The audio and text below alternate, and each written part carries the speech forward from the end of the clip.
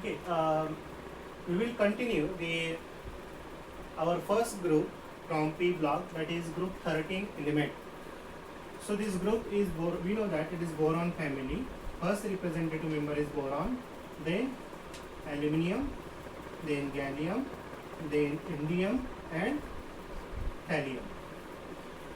We have also studied previously their atomic numbers. So atomic number of boron, it is 5, aluminium it is 13, gallium it is 31, indium it is 49 and thallium it is 81. In last lecture we have also studied the valence electronic configuration or general electronic configuration of P block and all the groups. So we have 13 group. General electronic configuration, general electronic configuration for group 13. Group 13 is NS2 NP1. NS2 NP1. Therefore, electronic configuration, valence electronic configuration of boron, we have 2s2 2p1. We will write the noble gas, that is helium. Then neon 3s2 3p1. After neon, argon. Then 3d10 4s2 4p1. Then indium, atomic number 49. After argon we have krypton. Then 4d 10 5s2 5p1. Then xenon,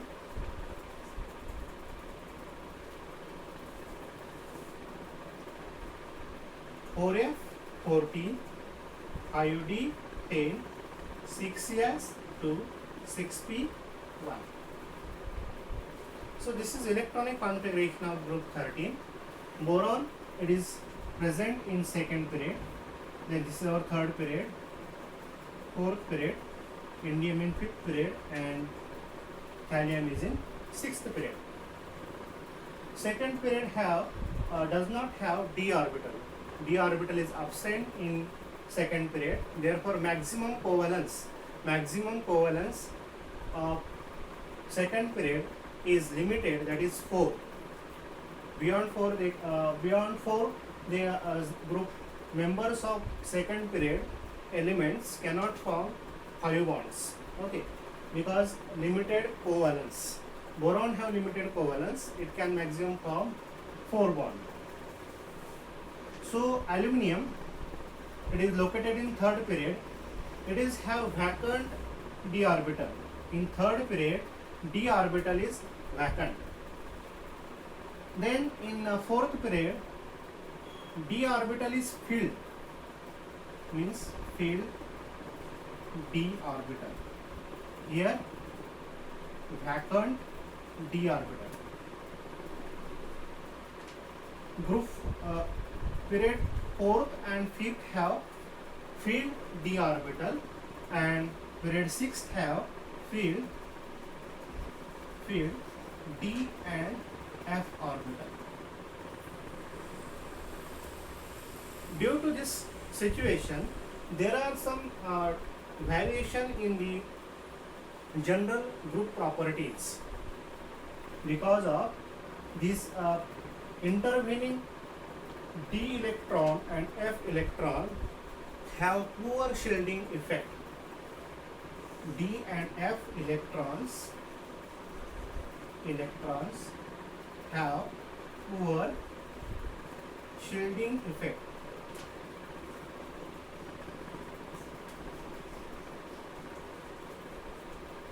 We know that what is shielding effect? It is nothing but the spreading of effective nuclear charge. Means suppose we have the nucleus, positively charged nucleus, we have electrons in the various orbital. We know that total number of protons equal to total number of electrons present in the revolving in the atomic orbital.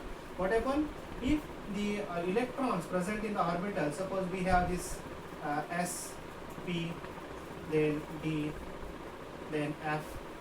We know that this d orbital and f orbitals are away from the nucleus and they have lobes. Their lobes do not shield the effective nuclear charge. Therefore, the outer electrons present in the s or p orbital, the electron present in valence shell will experience maximum force of attraction from the nucleus due to poor shielding. If the electrons, inner electron shield or screen the effective nuclear charge of nucleus, then the valence shell electron will experience the maximum effective nuclear charge, which results in the contraction of atomic size, isn't it? But what happens in case of gallium, indium and thallium, they have filled d orbitals. In case of thallium, they have filled f and d orbital, which have poor shielding effect.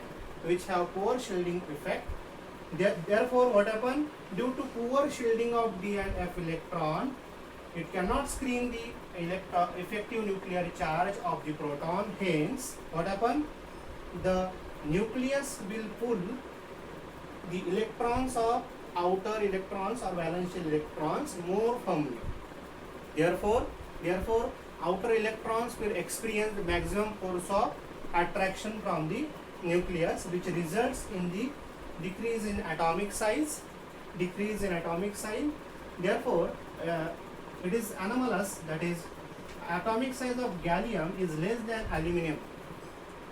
It is not along the trend, it is against the trend, because we know the general trend, that is atomic size increases down the group. But what happens in case of gallium? Atomic size of gallium is less than aluminum. It should be greater, but it is less because of this poor shielding effect of d electrons.